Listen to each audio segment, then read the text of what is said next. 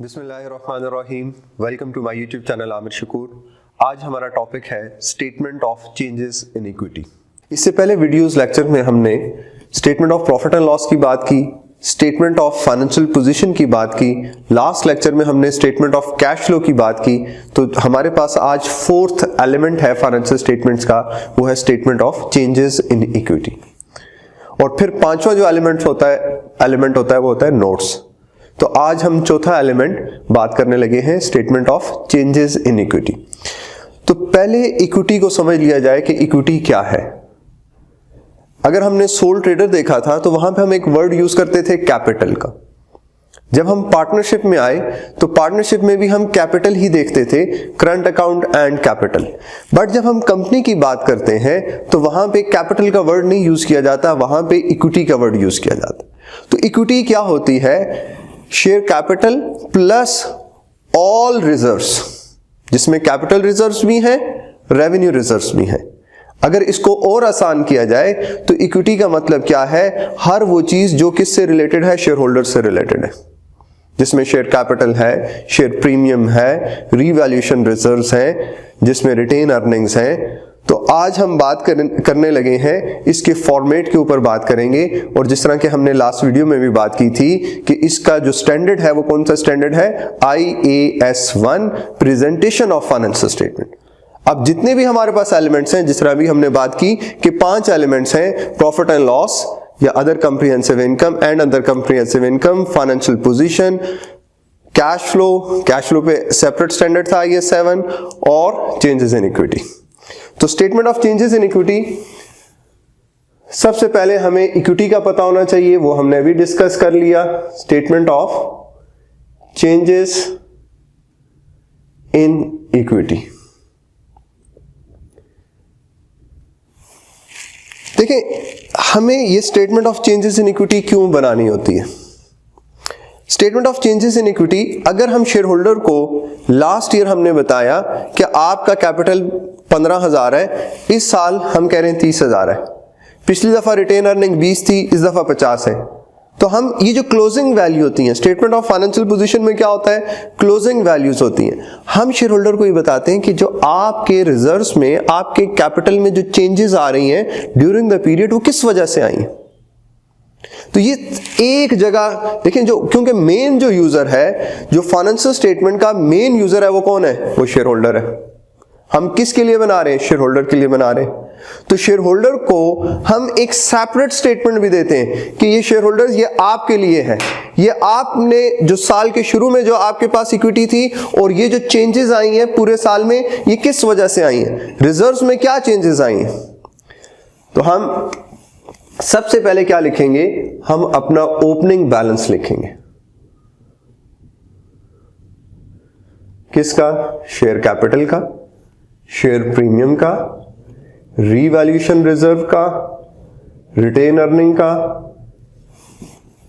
Irredeemable preference shares का,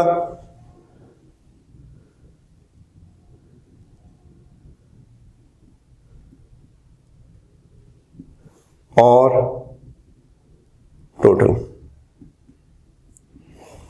हमने बात की थी कि प्रेफरेंस शेयर्स, लास्ट वीडियो बल्कि सेकंड लास्ट वीडियो में हमने बात की थी कि शेयर्स की 2 टाइप होती हैं, ऑर्डिनरी शेयर्स और प्रेफरेंस शेयर्स। प्रेफरेंस शेयर्स में फिर हमने कहा था रिडीमेबल एंड इररिडीमेबल। रिडीमेबल क्या होता है? जिसकी एक खास लाइफ हो। 5 साल के लिए आपने किसी से पैसे लिए तो ये लायबिलिटी होगी, कभी भी इक्विटी नहीं होगी। इक्विटी क्या होती है? जो हमेशा के लिए हो, इररिडीमेबल हो। आपने किसी कंपनी के शेयर्स लिए तो ऐसा नहीं हो सकता कि 2 साल बाद वो शेयर खत्म हो जाएंगे। तो ओपनिंग बैलेंसेस, हमने सबसे पहले क्या लिख दिया? Opening balance. ये ओपनिंग बैलेंस कौन सा है? जो लास्ट ईयर, अगर मैं कहूं कि आज 2020 है तो ये 2019 का जो स्टेटमेंट ऑफ फाइनेंशियल पोजीशन बनाई गई थी उसमें ये बैलेंसेस शो हो रहे थे। आज हमारे पास 2020 में ये बैलेंसेस शो हो रहे हैं। तो ये स्टेटमेंट हमें ये बता रही है कि इनके अंदर जो मूवमेंट हुई है वो कितने से हुई है और कैसे हुई है। तो ये स्टेटमेंट ने, अब हम देखेंगे ये जो ओपनिंग क्लोजिंग का, क्योंकि मेन कंसेप्ट क्या था कि 2019 से ये जो वैल्यूज 2020 में ट्रांसफर हो रही हैं, इसमें ये चेंजेस आ रही है, ये हम अलहदा से रिपोर्ट कर सकें। तो सबसे पहले अगर आपने कभी भी, याद रखो, कभी भी लास्ट ईयर की किसी भी वैल्यू को रीस्टेट करना हो, लेट्स सपोज जिस तरह हमने कहा, हमने IAS 8 पढ़ा था, changes in accounting estimates accounting policy. अब अगर कभी भी पॉलिसी का चेंज आता है तो हमने कहा था हम लास्ट ईयर्स को भी चेंज करते हैं। इसकी एग्जांपल क्या है, देखें, एक कंपनी है जो अपने एसेट्स को डेप्रिसिएट नहीं करती, उसे पता ही नहीं था। अब उसे किसी ने बताया कि आप अपने एसेट्स को डेप्रिसिएट भी करें, तो उसने कहा, उसने पॉलिसी चेंज कर ली कि आज के बाद हम एसेट्स को डेप्रिसिएट करेंगे। तो अब वो जो डेप्रिसिएशन चार्ज होगी वो डे 1 से स्टार्ट होगी। अब 10 साल पहले एक एसेट खरीदा था, तो अब 10 साल की डेप्रिसिएशन कैसे चार्ज करूं मैं? मुझे क्या 10 साल की दोबारा से प्रॉफिट एंड लॉस हर साल की बनानी पड़ेगी? तो आंसर है नहीं, ऐसा नहीं होगा। हमें क्या करना है, सारे सालों का प्रॉफिट कहां पे है? रिटेन अर्निंग्स में। रिटेन अर्निंग का दूसरा नाम क्या होता है? Accumulated profits. ये हमने बार बार पिछले 2-3 वीडियोस में, लेक्चर्स में बात की है कि कंपनी के केस में जितने भी प्रॉफिट्स होते हैं वो कैपिटल में ऐड नहीं होते, क्योंकि हमारे पास तो शेयर होल्डर्स हैं जिसका नंबर बहुत ज्यादा है। तो हम वो एक रिजर्व क्रिएट कर लेते हैं, जिस रिजर्व का नाम क्या है? Retained earning. ये वो पार्ट है अर्निंग्स का जो हमने, कंपनी ने रिटेन कर लिया है। तो अब कभी भी पॉलिसी का चेंज होगा, कभी भी हमने लास्ट ईयर के प्रॉफिट्स में जाके चेंजेस करनी है, तो वो तमाम ईयर्स के प्रॉफिट एंड लॉसेस वो कहां पे शो हो रहे हैं? इस रिटेन अर्निंग में शो हो रहे हैं। तो अगर कभी भी हमने कोई ओपनिंग वैल्यू को रीस्टेट करना है तो हम किसको रीस्टेट करेंगे? रिटेन अर्निंग को। ड्यूरिंग द ईयर अगर कंपनी ने शेयर इश्यू किए तो कैपिटल में इंक्रीज आया, प्रीमियम में इंक्रीज आया। अगर बोनस इश्यू किया है,